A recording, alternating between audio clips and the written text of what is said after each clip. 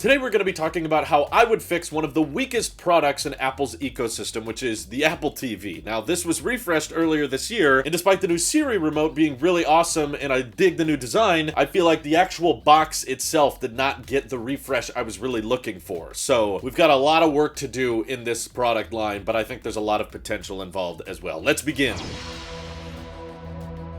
So first of all, let's get the obvious out of the way. I want Apple to make a cheaper version of the Apple TV that can just prioritize content streaming. I think what's best to do with product lines is to have more intentional and specific categories that cater to specific demographics. So this is what the iPhone line has done really well. You know, the iPhone 13 is for people who want the newer iPhone, they want the latest tech, but they don't need it to be that crazy. 13 mini, good for people who want the latest tech, but want it in a smaller form factor. And then the Pros and the Pro Max, that's for people that just want the best of the best, you know, no compromises at all, just wanting to buy the best iPhone possible. Similar thing with the iPad line. We have the iPad Air for the mid-range people, the iPad Mini for people who want the smaller iPads, and then the Pros for people who want no compromises, just the best tech ever. And I personally don't think we're really getting that with the Apple TV. We have the really old 1080p only version of the Apple TV, which bizarrely is still $150, and then a 4K version that just has the A12 chip, but it still starts at $180.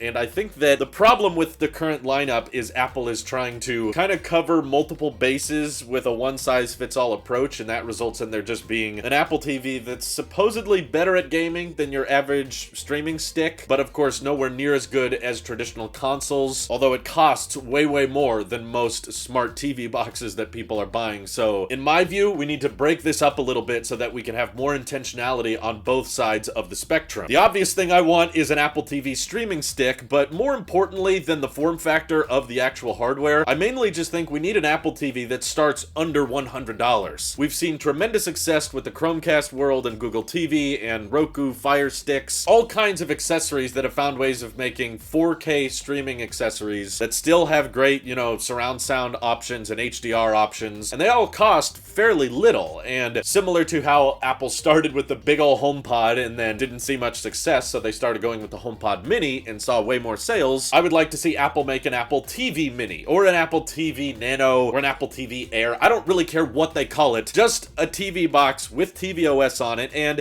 it could come with the Siri remote, but if that eats into Apple's profits too much, then okay, let's just start with something that doesn't even come with a remote, and Apple's logic is just use the Apple TV remote app on Control Center with your iPhone. That's better than nothing, as long as there's something in the sub $100 price category as an entry price for people who just want to bring AirPlay and tvOS to one of their setups. And of course, this streaming stick should not be a dedicated box with lights on it that needs to take up space on your TV setups. I would love it if it could just stay behind the TV, just needs a little power outlet, and it basically turns any monitor you want into an Apple TV for an affordable price. That would sell really well, but despite what many of you may think after all my rants and ramblings, I'm actually okay if Apple wants to keep a dedicated box setup that does a little bit more. An Apple TV Pro or Apple TV Max, if you will, that maybe starts over $200. Maybe it's more like $300, but you go all out with more of the hardware. So, of course, it can still come with a Siri remote and whatnot, but maybe if Apple wants to get serious about gaming, of course, I don't really think they do, but if you still want to have a gaming platform that's really awesome for Apple Arcade games and playing things on the big screen, then actually go all out with it and make something that's actually console level. Now, it doesn't have to be PlayStation 5 or Series X level, just putting something like the M1 chip, which is going to have a lot more graphics power than the A12, into a little box, and maybe it doesn't have a fan because it doesn't need to be clocked as crazy high as the Mac Mini does, but something with powerful graphics that can output 4K, of course, but also 8K, as that's becoming a more common thing in the TV world, and making sure games can play at high frame rate and with high dynamic range. That I could see developers actually starting to get creative with, and maybe Apple could even include their own game controller with this new Apple TV that has, you know, their optimized Taptic engine and really ease of pairing, and you can pair it to your iPhone, your iPad, and MacBook if you want to play more games on the go. But something that could come with this big setup that's $300, $400 and has a decent amount of storage in it. That way you have something for people who want the Apple TV to be more than just TV shows and movies and music. But of course, the TV Stick or the Apple TV Mini, that can be for people who just need it to cover the basics. And frankly, I want to expand our horizon a little bit more than just the Apple TV today, because there's been lots of talk in the past few years about Home OS. It's been referenced in Apple's job applications, and I actually think there's a decent idea as to why the HomePod and Apple TV can kind of combine and use the shared operating system that stretches across more than just stuff you plug into your televisions. For one, there has been some talk about Apple going the Nest Hub route and actually making HomePods with displays on them that can connect to your iCloud HomeKit secure video. It could play some YouTube videos, and it could be running a version of Home OS, which is optimized for the Apple TV, but also for your kind of, kitchen speaker. And it doesn't have as crazy good sound quality as the full-size HomePod, but maybe just as good or a little bit better than the HomePod Mini, and give you a visual for showing Apple Music lyrics, play stuff as you're working in the kitchen, or of course handling FaceTime calls in a very secure and private manner. And of course, rocking center stage, you could be moving around the room and it can track with you. There was talks about different prototypes Apple was going to have with displays attached to HomePods that would move around, and that would of course be great for showing recipes as you're in the process of cooking things, and then if someone calls you or texts you, you get those notifications on there. Someone rings your doorbell, then the front camera would show up on that screen. There's all kinds of use cases I've seen people come up with for smart speakers that have a basic and simple display that's attached to them that I think Apple could do really, really well, because they're willing to put center stage on the $300 iPad, so making a HomePod that kind of acts as a hub for the home that also runs Home OS, so you can do some of the same stuff you do on that as you do with your Apple TV, makes sense, as we're kind of in the category of home products. They're stationary, they don't move, but they're within the house, and they let you control lights and smart accessories, and you can talk to them and have them play certain music or the intercom feature and what have you. I think Apple could actually do this really, really well. On top of that, another idea I've talked about in the past that I would like to see Apple do is actually make a combined product of HomePod and Apple TV that puts that, M1 chip power into a big sound bar. So instead of having, a tiny little box that sits on your media stand with a light, imagine building a HomePod,